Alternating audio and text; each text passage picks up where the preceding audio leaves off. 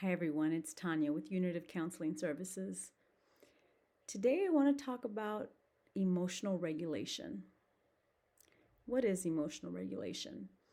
Emotional regulation is how well you can regulate your emotions from low to high.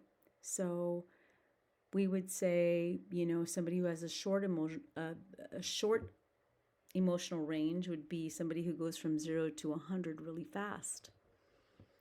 If the more flexible your moods, the more maturity we would say that somebody has, or the more emotional regulation somebody has.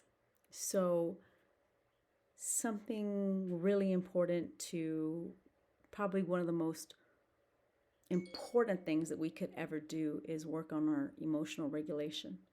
It not only improves our ability to handle life, but it improves our ability to it improves our performance at work. It improves our performance in our relationships.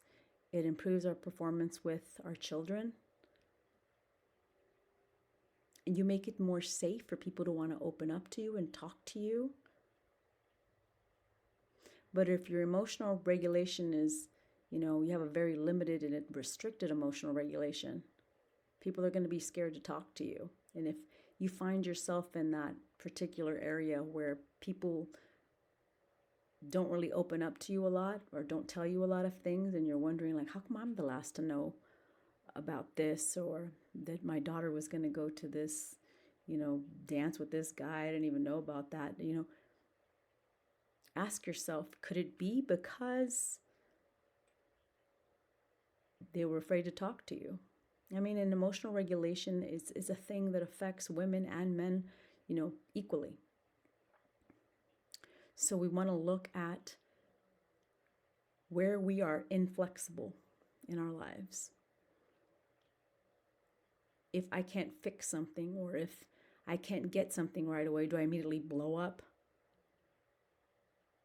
Because, every time I'm doing that, you're putting yourself in a position where you're at odds with your body. And the number one reason for illness is stress. So if I'm constantly getting mad and I'm constantly in flight or fight, my body is not able to heal. My body is always trying to keep up with my mood. So, instead of repairing maybe something in your gallbladder, or repairing something in your stomach, or repairing something in your back or your vertebrae column, your body has to concentrate on dealing with your emotional fluctuations and chemical releases. Our natural state is calm, right? Just think about that. When you're not worrying, when you're not in worry, when you're not in your head, there's this sense of calm, right? And most of us know that feeling when, maybe at the end of the week, when we've paid all our bills, and you can finally relax, and you're sitting there in your living room, you're like, it's over. And so there's just this feeling of peace, right? That's the same peace that you can feel all the time. That's your base.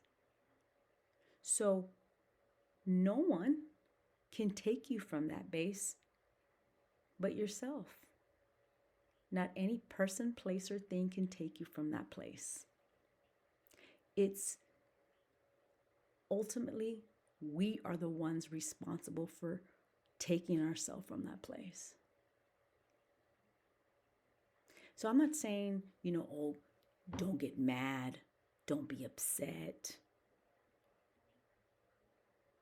You should be able to feel all of the emotions that you feel.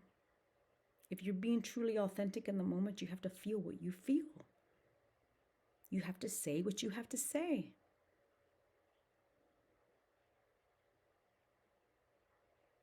If somebody asks you to do something and you can't, you don't sit there and say, oh yeah, I can do it, when you know you can't. You say, no, I can't. I'm sorry. Maybe next time. I don't have to stew over it and get pissed off and say, shit, they're always asking me to do things. I swear that person's always asking me. Why do they always ask me? Who do they think I am? And then you're stewing on it all day long. Say what you mean and mean what you say. I can't do it. Sorry. Maybe next time. Or maybe I don't even say that. Maybe I just say, sorry, can't do that. I don't do that anymore. Oh, but then I have to worry about them thinking that I'm a terrible person.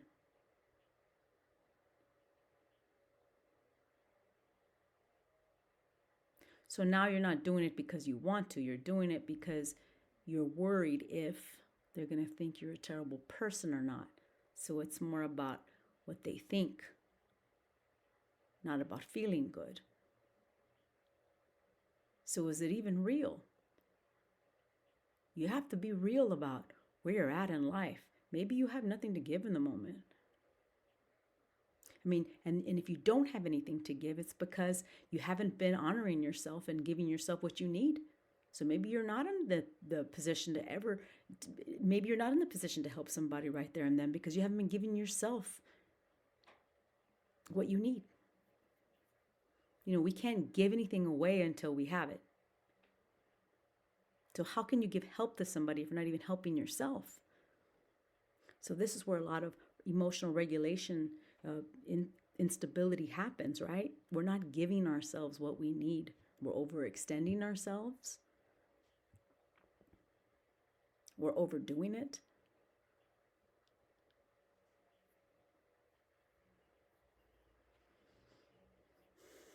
So just notice in your body.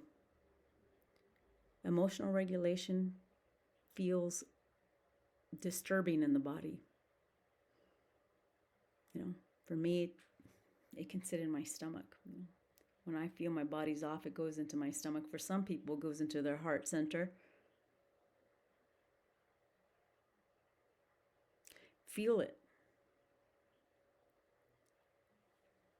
Your body will always let you know when you're doing something that's not true to you. And I would suggest, to practice emotional regulation. Pause. If you want to change something in the body, you have to pause. Don't react. Feel it in the body. It's going to feel awful. Probably. You're going to feel uncomfortable. When somebody flips you off, when they're passing by you, driving, road rage, and you do nothing and you have no reaction, your body might feel like it wants to just flip the bird back, but you don't do it. Just sit there. Let your body feel it. Every time you do that and you don't react, you're rewiring your body. Well, a lot of humans don't realize that we're a conglomeration of neurons and neural synapses. And we have to, in order to change a behavior, we have to get the rewiring in your brain different. So every time it feels uncomfortable and you're sitting there and you're not reacting, you're changing the neural pathways. And if you were to do that every single day, you'd be a different person in 6 months. And then you'd be even more a different person in a year. You wouldn't be able to recognize yourself. And then can you imagine 10 years down the road? What's wrong with right now if you're not thinking about it? That's what author and speaker Sailor Bob Adams says. He's a non-duality teacher. What's wrong with right now if you're not thinking about it? Soon you'll find yourself in a place where the thoughts and the things that people do around you don't have any effect on you. So you'll be able to maintain that place of peace. And that's very healing for the body. Your body has the ability to fight off things that other people's bodies can't fight off because you're in that place. So that's just a tip for emotional regulation. And some more things that you can do for emotional regulation is just do some meditation, 10 minutes in the morning, 10 minutes at night. And I'm not talking about the meditation where you got to clear all your thoughts. I'm talking about sitting in a meditation of letting everything be as it is, thoughts, sounds, sensations. Let everything be as it is. Listen to some music, sit back, let everything be as it is. Let everything come and go. If a thought pops into your head, let it be. Don't try to get rid of it. You're just witnessing everything, witnessing and hearing and everything, and feeling everything. Just recognize you're the one that's observing. Try to do that 10 minutes in the morning. Try to do that 10 minutes at night. And what that teaches you to do is that in the middle of the day when things are getting crazy, you practice this enough, your body is already in a state of where it's used to doing that, being with everything as it is. So it becomes easier to do that during the day when somebody flips you off or somebody tells you something that you don't want to hear. You're able to maintain and stay in that place without moving and without reacting. This is a practice. Emotional regulation is a practice, and none of us learned it. So we can continue to be disturbing, not only to ourselves or to people around us, or we can get better and feel better and treat people better. The beauty is we get to decide. We get to decide where we want to invest our time. We get to decide how good we're going to live this life. Hope you have a wonderful day, and I hope that those 2 tips help you with emotional regulation, and I'll be back soon with some more. Bye. I'm Tanya from Unit of Counseling. Talk soon.